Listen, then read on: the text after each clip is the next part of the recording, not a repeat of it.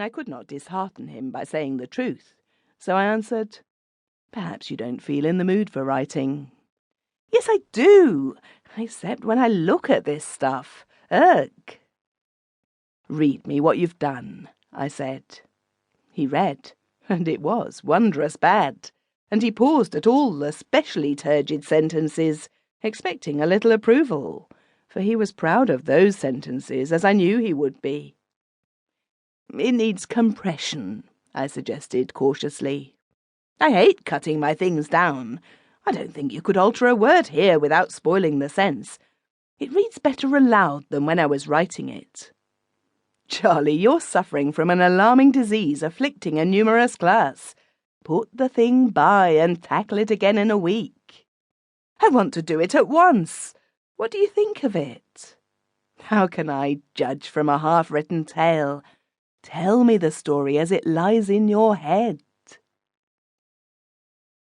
Charlie told, and in the telling there was everything that his ignorance had so carefully prevented from escaping into the written word.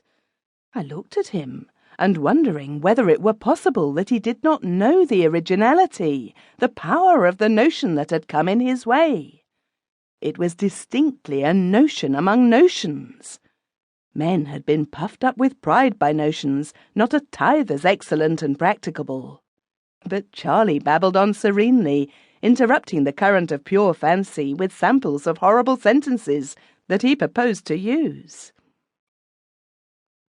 I heard him out to the end. It would be folly to allow his idea to remain in his own inept hands when I could do so much with it.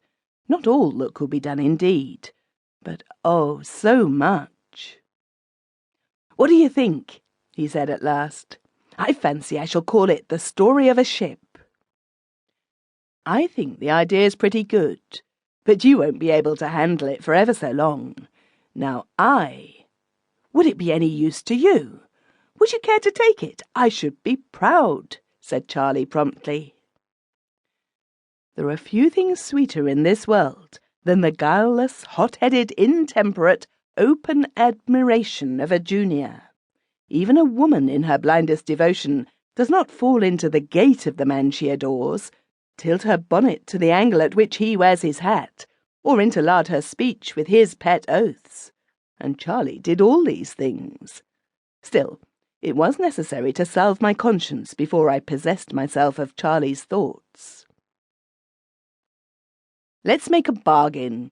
I'll give you a £5 for the notion," I said. Charlie became a bank clerk at once. "Oh, that's impossible. Between two pals, you know, if I may call you so. And speaking as a man of the world, I couldn't. Take the notion if it's any use to you. I've heaps more." He had. None knew this better than I. But they were the notions of other men. "Look at it as a matter of business between men of the world," I returned. £5 will buy you any number of poetry books. Business is business, and you may be sure I shouldn't give that price unless—" "Oh, if you put it that way," said Charlie, visibly moved by the thought of the books.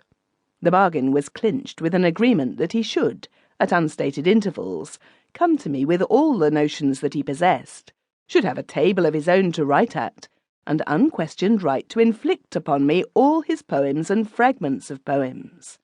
Then I said, "Now, tell me how you came by this idea." "It came by itself." Charlie's eyes opened a little. "Yes, but you told me a great deal about the hero that you must have read before somewhere." "I haven't any time for reading, except when you let me sit here. And on Sundays I'm on my bicycle or down at the river all day. There's nothing wrong about the hero, is there?" "Tell me again, and I shall understand clearly.